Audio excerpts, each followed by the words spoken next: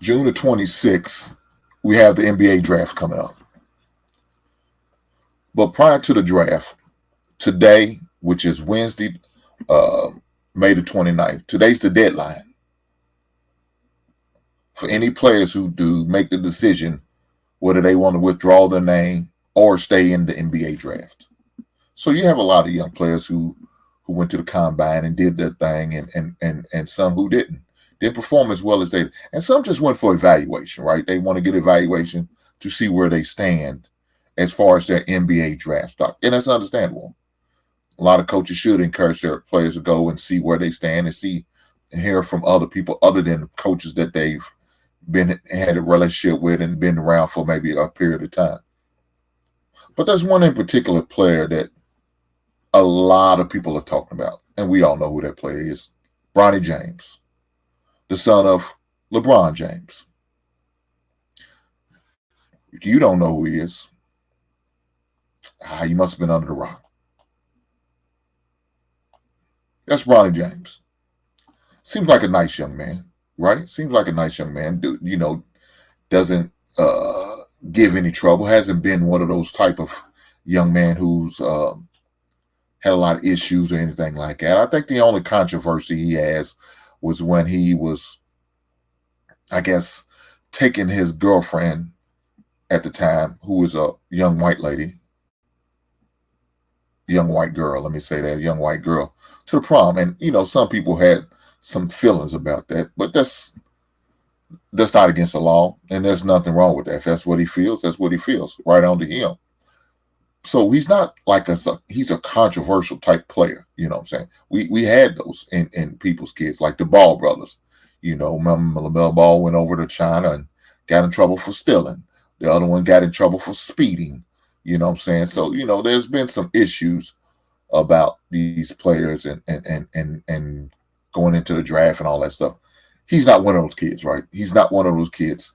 I mean, of course, he had his medical situation, and you wouldn't say his medical situation, is one of those things that is worth holding him back on, especially when the NBA cleared him, cleared to participate in all the combines and the NBA draft physical activities back in May. So that shouldn't be a problem. He seems like a good kid, 19-year-old, young man who wants to follow his dream, just like every young basketball player, I'm sure.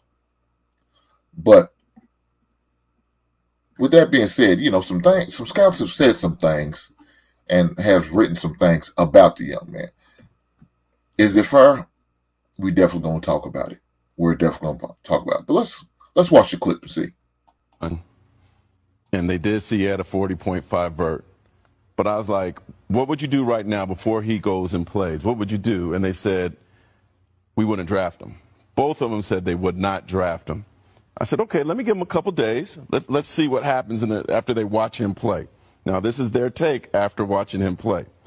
Scout 1. I still don't think he's ready, but he did some good things. He's on the smaller side, so he's going to have to be elite on defense. You can see he has good vision, makes right passes, takes good shots. He's probably going to need more time. If the Lakers don't draft him, I don't see anyone drafting him. Teams would want him on a two-way, and I don't think Clutch would want that. It gets a little tougher. The other scout I talked to, positional athlete, doesn't function as an elite athlete. Tweener stuck between two positions. Should be a point guard based on his size, but he can't run an offense. He's handicapped as an undersized shooting guard because he can't shoot. 0-4 on threes on one day, 1 for 3 the other day. Needs screens to create space, and his only scoring came on paint touch floaters and can only go left. His strength is supposed to be defensively, but he's a switch matchup. Every bigger player who switched on him scored. He's a poor man's Davion Mitchell. He is not an NBA prospect, in my opinion. Not my words of two veteran NBA scouts. Now, as we watch the clip, some harsh criticism of the young man. Now, is it all warranted? Well, who's to say? They're the one investing this draft pick into him. They're the one who's going to be investing money into him. So I guess they have the right to feel how they feel about Bron James. But as of today, the news came out. He decided to stay. He's going to stay in it, forgo his remaining eligibility of college, and stay in the NBA draft, according to his agent, Rich Paul. With that being said, I don't know. To me personally, I think he probably should have went back to college. Me personally, I think I seen a few games he played in. I wasn't that impressed when I did see him play. I seen him play against the Arizona UCLA game, and I wasn't that impressed. I also seen him played in there with the Pac-12 tournament game. I wasn't that impressed. So, do I think he needs to go back to college and work on his game? Yeah, I do. Just my personal opinion. But this young man has a dream. It doesn't help that his father is one of the best players to play in the NBA. So he has the bloodline. It's there. That doesn't always pan out. We've seen players who has the same last name of former pros and NBA players. It just doesn't pan out the way they think it's going to pan out. Now, what I'm hearing is Bronny's been invited, according to his agent, Rich Paul, to about 10 NBA franchises. Now, according to them, them 10, they're going to cut it down. I'm sure they're not going to do all 10, even though they probably should, because you need all the support you can. You may be one of them 10 teams that will be willing to take you. But, they said they're going to cut it down. They're not going to do all 10. But he did say that the Suns and the Lakers are definitely going to be a couple of teams that's going to get the opportunity to see him in person. Now, again, according to stats, looking at the stats, Bronny James only played in 25 games during that long season at USC. He played in 25 games. He averaged 4.8 points a game, 2.1 assists a game. He shot 36.5 from the field and 26.7 from three. That's not good, man. Especially a kid who played in 25 games. Now, I don't know what his average minutes was in the game. That's not good. It's not, man. And so, is it the pressure that he's putting on himself, or maybe is it a pressure from his father? I don't know, man. I just would like to see the young man go back to college, maybe a year, maybe two. I don't know, maybe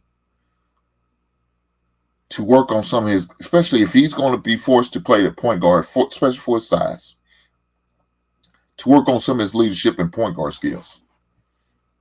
How to run a team efficiently as a point guard.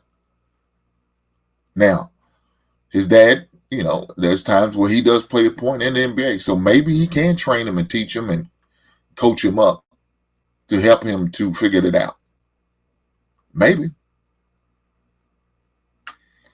But man, the pressure that young man's going to be under, regardless. Even if he was good enough to be a first round type draft pick, there's still going to be some type of pressure because of the boy's name and because who his father is. That's a lot of pressure that young man's going to have to handle. Can he handle it?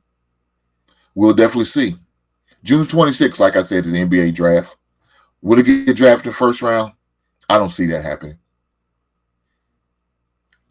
I don't even see him getting drafted at all, truth be told. That's just my opinion. I don't see him getting drafted at all. And so they say they are against a two-way contract. Look, if you want to play in the NBA, you do what you got to do. And you might have to settle for something like a two-way contract. I'll be interested to see how it works out for the young man. I'm gonna definitely be watching from afar and lightweight rooting for him. Lightweight rooting for him. Like I said, he's not a bad kid.